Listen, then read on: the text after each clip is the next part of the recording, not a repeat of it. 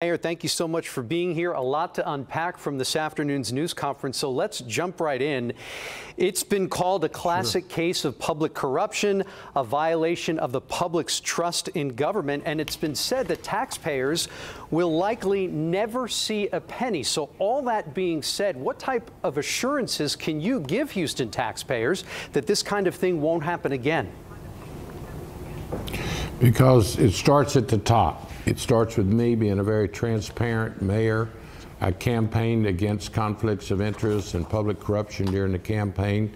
And from day one here at City Hall, I've surrounded myself with team members that are very transparent. We're holding people accountable.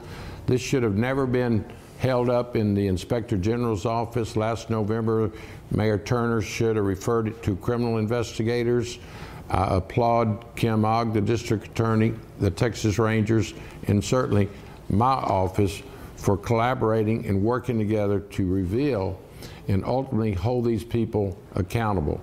Will taxpayers ever receive their money back? Probably no, but the best we can do, we punish, we hold people accountable that stole this money. That's the way the system should operate. I think we've put in place safeguards dealing with emergency procurements. Actually, as I talk, we're very cautious with the debris pickup emergency contractors. I've sent word to the solid waste department.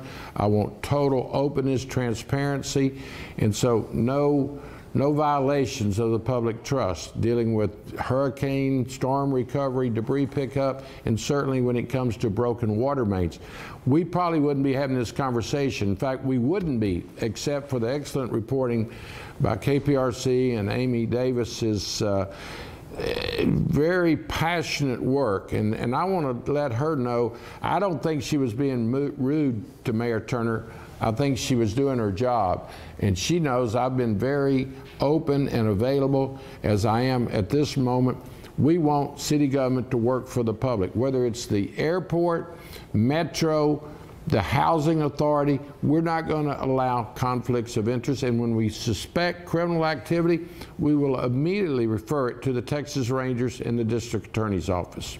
Well, and that leads me to my next question here. You talked a lot about accountability during this afternoon's news conference. You talked about accountability right now. Let's talk about those contracts with vendors moving forward past today. What types of checks and balances will be in place to make sure that business is being done as it should be? Starts at the top. I look at items that are placed on the agenda for the next week. We ask questions. We ask department heads, why are you using this vendor? Does this vendor have a track record? Who recommended this vendor? So it all comes with transparency. I think the council should ask more questions. I allow the council to ask questions. I know for a fact the previous administration discouraged interruptions or questions by council.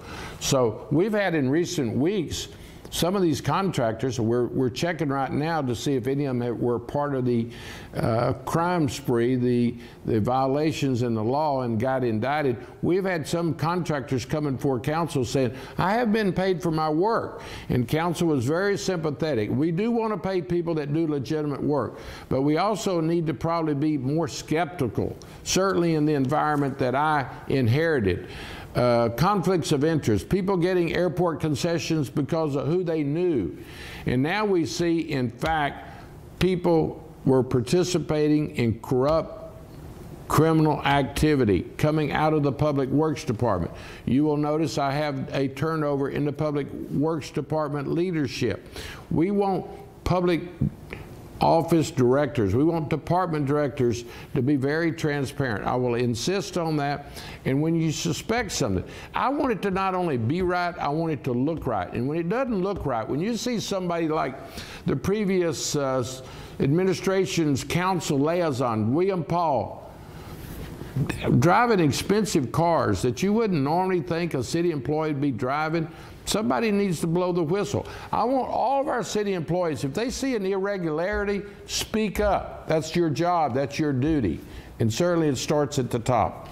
And certainly having these guardrails in place are so critical as the OIG's investigation moves forward. Mayor John Whitmire, thank you so much for your time this afternoon. No, thank you. Thank you for the press to, you know what you have to worry about in government is what you don't know. And we're always seeking out more information. And certainly Amy did her part, and I would suggest the press needs to be very active. Thank you. Certainly will be, Mayor. Thank you.